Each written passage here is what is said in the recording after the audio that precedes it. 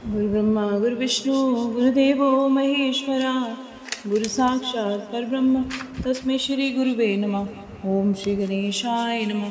बोल शंकर भगवान की जय, बोल गौरा मैया की जय। हर हर महादेव। भगवान शिव का नारद जी के द्वारा सब देवताओं को निमंत्रण दिलाना और सबका आगमन और शिव का मंगलाचार और ग्रह पूजन करके कैलाश से बाहर निकलना।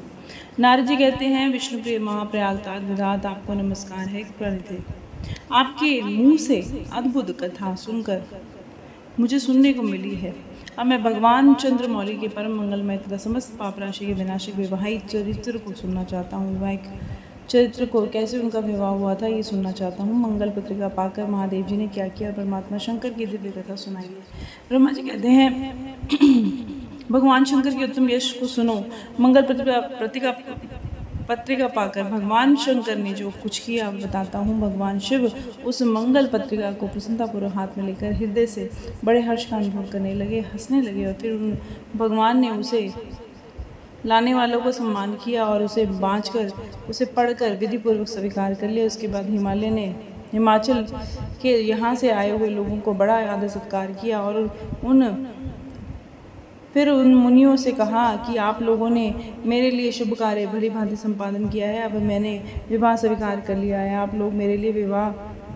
आप लोगों को मेरे विवाह में आना चाहिए।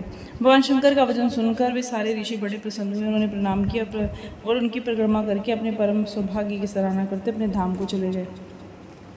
महालीला करने वाले देवेश्वर शंभु ने लोकाचार का सहारा लेकर तत्काल ही नारद जी का स्मरण किया और अपने सौभाग्य की प्रशंसा करते हुए नारद जी वहाँ पर आ गए और हाथ जोड़कर खड़े हो गए।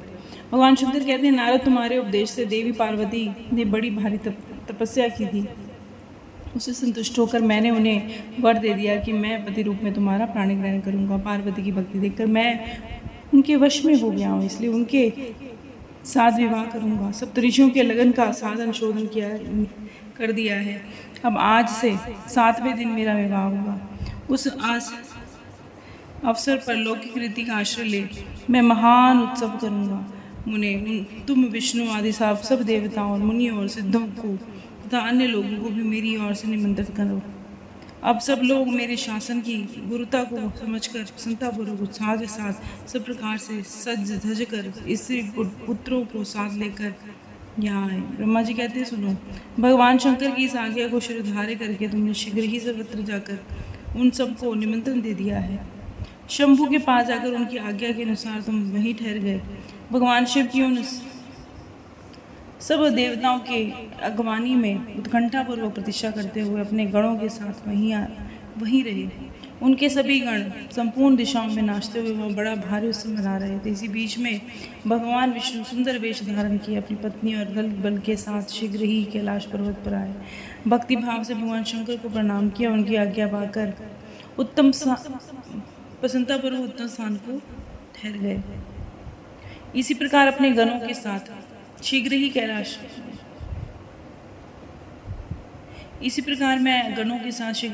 गया। भगवान शंभु को प्रणाम करके शिव को सहित आनंद वहाँ रुका, उनके पास रुका और फिर इंद्र आदि सारे लोकपाल, सारी स्त्रियाँ अपने समान सदज कर, जितने भी देवी देवता उनकी सारी रानियाँ जी सारी सदज के भगवान शिव के विवाह में आई। कैलाश पर उत्सव होने लगा और देवताओं और उन अवसर पर देवांगनाओं ने जो अप्सराएं थी उन्होंने बहुत सुंदर नृत्य किया। विष्णु जो देवता भगवान शंभु के वैवाहिक यात्रा संपन्न कराने के लिए इस समय वहाँ आ गए और वहीं सारे जो जितने देवी देवता थे वहीं ठहर गए। भगवान शिव की आज्ञा पाकर सब लोग उनके प्रत्येक कार्य को अपना कार्य समझकर करने लगे। इसे शिव की सेवा मानने लगे और उन सातों नातिकाएं तथा बड़ी प्रसन्नता के साथ शिव को यथा योग्य आभूषण पहनाने लगी। परमेश्वर भगवान शंकर को जो स्वाभाविक वेश था वही उनकी इच्छा से उनके आभूषण सामग्री बन गया। उस समय चंद्रमा स्वयं मुकुट बन गया और जो उनका तीसरा नेत्र था वह तिलक बन गया।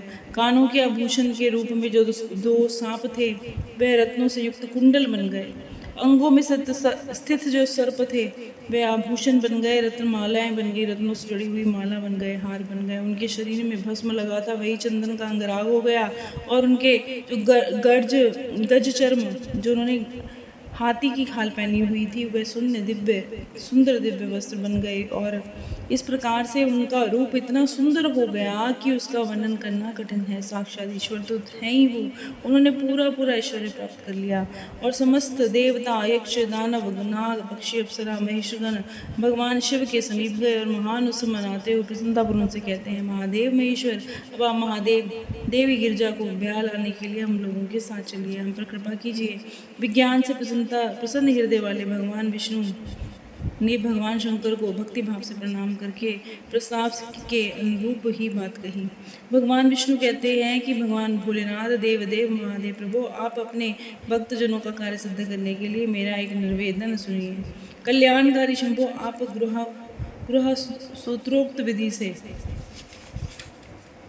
गिरिजा कुमारी पार्वती के साथ अपने विवाह का कार्य कराइए। हर आपके द्वारा विवाह की विधि का संपन्न होने पर वही लोक में सर्वत्र विख्यात हो जाएगी। जैसे आपका विवाह हुआ वैसे सारी दुनिया में विवाह होने लग जाएंगे।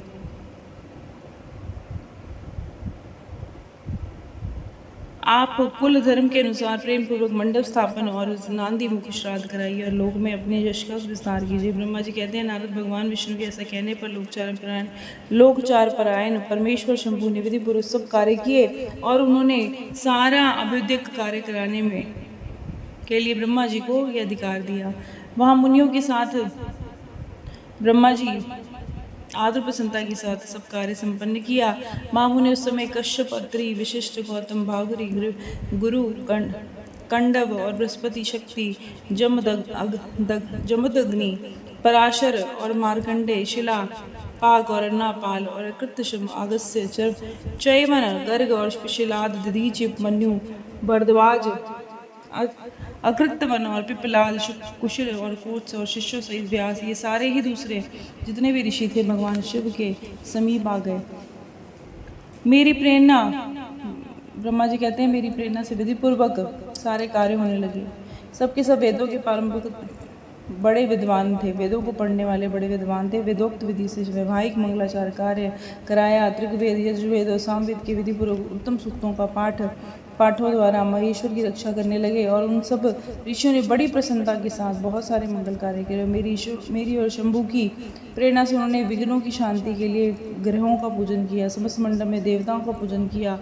लौकिक वैदिक कर्म यथोचित रीति से करके भगवान शिव बहुत संतुष्ट हुए। उन्होंने प्रसन्नता पर ब्राह्मणों को प्रणाम किया और फिर वे सर्वेश्वर महादेव देवता और ब्राह्मणों के आगे करके उस गिरिश्रेष्ठ कैलाश में हर्षपूर्वक निकले।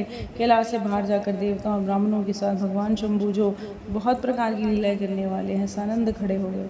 उस समय वहाँ महेश्वर के संतोष के लिए देवता आदि मिलकर बड़ा ही उत्सव मनाने लगे। बाजे बजने लगे और नृत्य होने लगे, डांस होने लगे। बोल शंकर भगवान की जय, बोल गौरा मैया की जय। हर हर महादेव।